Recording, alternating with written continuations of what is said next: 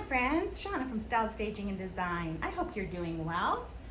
This is a bit of a different, as you can see, a different video today. This video is about staging and being a stager and some of the things that happen behind the scenes. The things you don't get to see, but are definitely part of being a stager. So this little number is a prime example of a centerpiece that I created for my last staging job and used as a centerpiece in the kitchen. This little nugget was tucked away in a box, the exact same size as the base, and unfortunately just toppled over on the way home, luckily not on the way to the stage, creating some problem-solving challenges for myself.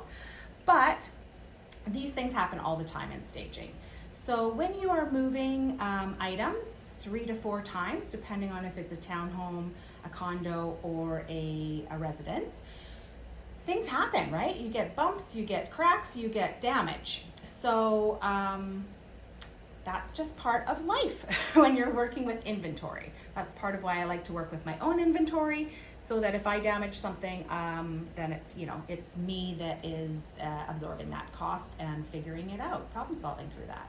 So here's an example of how I thought I had perfectly packaged this number and have used in the past to transport orchids, no problem. This is an orchid from IKEA that I created with a base and put some moss over to create a centerpiece. And here is how it looks upon arriving back at the storage unit.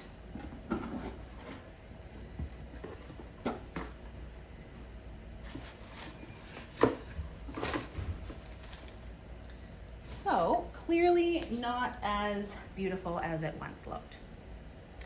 So this is just part of the job. It happens all the time in various degrees, and albeit frustrating, is just part of being a stager. So things get damaged easily, and this is the part of the job that we don't get paid for because it's just what happens and is kind of the behind the scenes piece.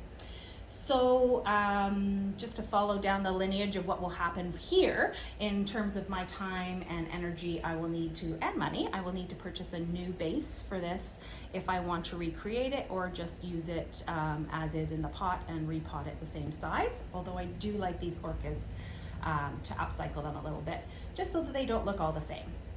So probably I will be purchasing a new pot for that.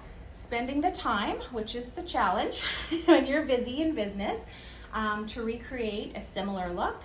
And then I have to take this item out of my inventory, take photos of the new DIY that I create, and then upload those images into my inventory so that they are available for clients to rent. All of that is unpaid and is just part of the job and service. So thought I would share that with you. Not as beautiful or glamorous as it once looked, or will look in the future if I get a chance to recreate it in a short amount of time, which is very unlikely. But I will add a photo in the comments or at the end. I will also add a photo of what it looked like staged so that you could see it in all its glory. Thank you so much for joining me, and I hope you have a great day. Bye for now.